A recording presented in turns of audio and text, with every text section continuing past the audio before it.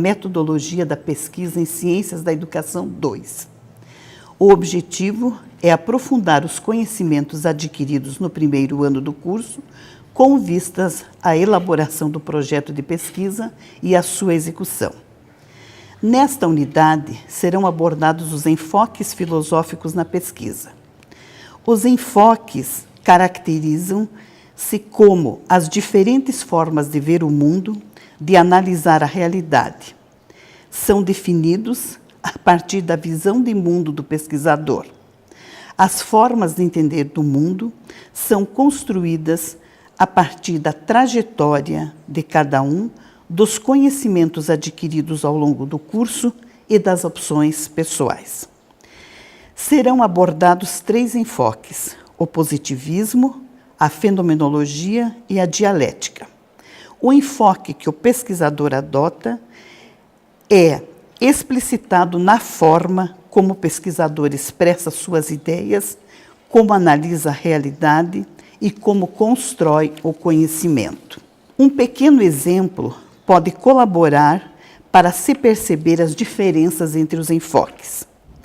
Se o pesquisador necessita obter dados, sobre números de pessoas de uma determinada faixa etária que concluíram o ensino superior e estão trabalhando numa cidade, município, estado ou país, ou sobre os programas de TV que as pessoas de uma cidade ou região preferem, ou sobre a preferência de lazer dos alunos ou nível socioeconômico em uma determinada comunidade, isto é, se coletar dados para mapear uma situação, vai realizar uma pesquisa quantitativa. Se o seu objetivo são os dados quantitativos, o enfoque adotado é o positivista. Se o pesquisador desejar ir além dos dados quantitativos e necessitar obter respostas para as questões sobre formação profissional e mercado de trabalho, as razões para determinada preferência de lazer, isto é, responder questões que levem à compreensão, desvendamento e interpretação destas situações, o enfoque mais adequado é o fenomenológico. Se o objetivo do pesquisador for situar historicamente o processo de analfabetismo, alfabetização, das preferências por determinadas profissões ou de lazer que são vistas como construções históricas e as contradições presentes nesses processos, o enfoque a ser adotado é o enfoque dialético. No projeto de pesquisa, esta reflexão por parte do pesquisador deve estar presente. É demonstrada na forma como o pesquisador expressa suas ideias, na forma como o trabalho é escrito. Tanto no projeto de pesquisa como nos resultados da pesquisa, que normalmente são apresentados em forma de artigo, resumo, paper, o pesquisador não necessita colocar um item com o enfoque filosófico adotado. A evidência do enfoque acontece a partir da escrita. A forma como o pesquisador apresenta suas ideias, como constrói o referencial teórico e em quais autores se apoia, como analisa os dados coletados, é que vai evidenciar se a pesquisa tem um enfoque positivista, fenomenológico ou dialético. Agora nós vamos tratar um pouco sobre cada um destes enfoques. O positivismo foi fundado por Augusto Comte, que viveu entre 1798 e 1857. Refere à forma de refletir sobre o mundo. Foi muito intenso a partir de meados do século XIX até a Primeira Guerra Mundial. O projeto intelectual político básico de Comte era a extensão dos métodos científicos das ciências naturais ao estudo da sociedade.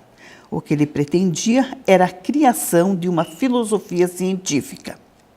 A doutrina de Comte só admitia as verdades positivas, isto é, as verdades científicas, não admitindo as investigações centradas na essência das coisas, isto é, a metafísica. Até o período de Comte, predominavam na filosofia os estudos que contemplavam o sobrenatural, isto é, sobre Deus, as divindades, o ser e a relação do homem com Deus. Comte postulava uma orientação em oposição à metafísica e à teologia. Opôs-se ao sagrado, passou a valorizar e considerar como válidos os conhecimentos baseados em fatos e dados da experiência. Para a época, o pensamento de Comte foi revolucionário. Se preocupou com uma filosofia da história, com uma fundamentação para classificar as ciências, a elaboração de uma disciplina para estudar os fatos sociais e com a criação de uma espécie de religião para a humanidade, onde acreditava que, a partir dela, poderia humanizar os capitalistas, eliminando, assim, as diferenças de classe. As ideias que pregava tornaram-se muito conhecidas. De acordo com o dicionário do pensamento marxista, o positivismo tornou-se um movimento político e intelectual, mais ou menos organizado em bases internacionais, mas seus temas centrais tiveram na sociedade de hoje uma difusão muito maior do que qualquer outro movimento.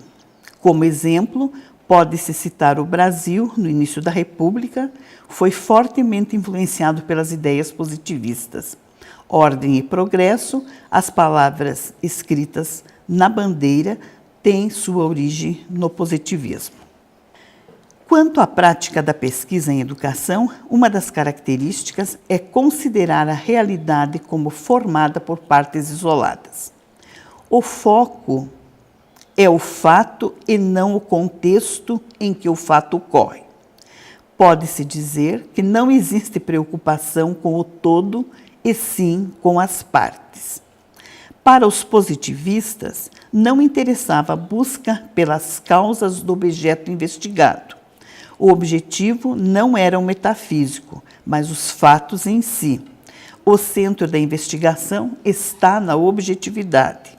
O positivismo volta-se para o conhecimento sem o juízo de valor de quem busca o conhecimento. Então, uma posição diferente da que será vista na fenomenologia e na dialética, porque ele não vai se fazer um juízo de valor sobre uma determinada realidade detectada. Já a fenomenologia tem como um dos seus maiores representantes o filósofo Husserl. Caracteriza-se pela ênfase ao mundo da vida cotidiana, pelo retorno àquilo que ficou esquecido, encoberto pela familiaridade, pelos usos, hábitos e linguagens do senso comum, como diz Massini 2000. Assim como o positivismo passou a contestar as reflexões metafísicas, voltando-se para a objetividade, mais tarde, o excesso de objetividade do positivismo também começou a ser questionado. As ciências sociais não poderiam ser analisadas pelos mesmos princípios da ciência da natureza. Surge a fenomenologia, que aponta que a investigação científica deve estar voltada mais para a subjetividade. Para Minayo, aborda a realidade valorizando a vida cotidiana. É entendida como uma maneira de relatar, falar, descrever sobre os fatos e os acontecimentos. Para Kupani, é entendida como um discurso sobre o mundo. É o falar inteligível sobre o que se mostra. A fenomenologia se utiliza da hermenêutica, que caracteriza-se pela interpretação dos dados, que admite que sempre é possível retornar ao tema e proceder às novas interpretações. Para Husserl, as coisas caracterizam-se pelo seu inacabamento, pela possibilidade de serem sempre questionadas. Em pesquisa fenomenológica não existem conclusões, mas novos questionamentos que podem gerar novas pesquisas. No que se refere à pesquisa, caracteriza-se pela ênfase ao mundo da vida cotidiana, pelo retorno ao que é esquecido, coberto pelos usos, hábitos e linguagem do senso comum. Propõe o retorno à totalidade do mundo vivido. Propõe um caminho próprio, que é o método fenomenológico, que trata em desentranhar os fenômenos, pô-los a descoberto, pois os fenômenos nem sempre são evidentes. Outro aspecto que merece ser observado é que o método fenomenológico não se limita apenas a uma descrição pacífica.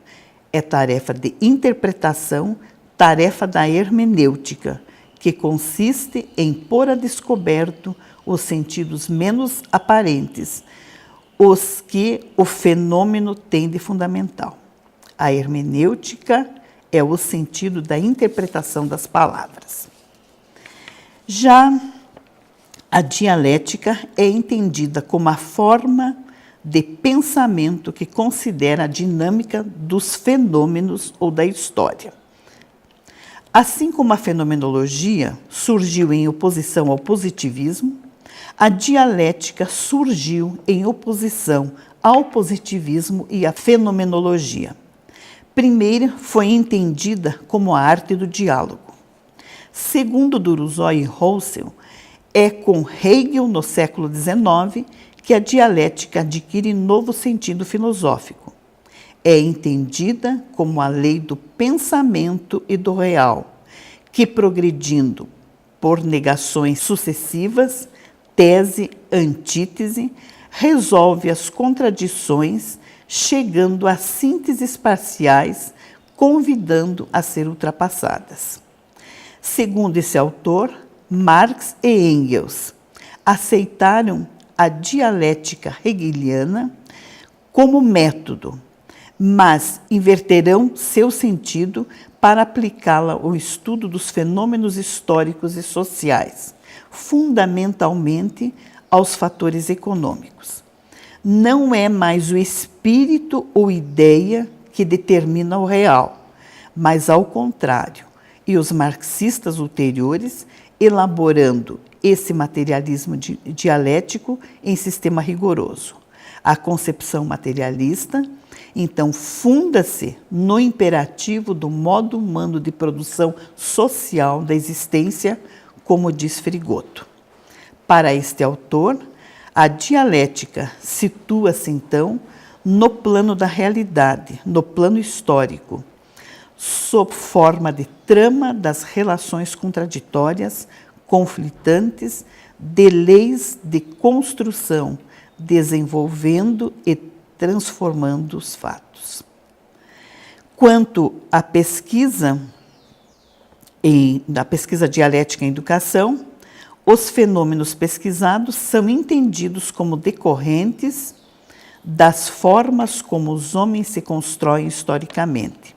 Reivindica que o nível de desenvolvimento das forças produtivas da sociedade possibilita estudar as relações sociais de produção e a estrutura econômica, e que a base econômica é o fundamento das superestruturas legais e jurídicas. Esses são os temas sobre os quais se refletirá nessa primeira unidade. Eles são de extrema importância, porque o pesquisador se utilizará deles no decorrer de toda a sua vida profissional, porque sempre que ele for elaborar um projeto de pesquisa, ele precisa definir o enfoque filosófico que ele adotará.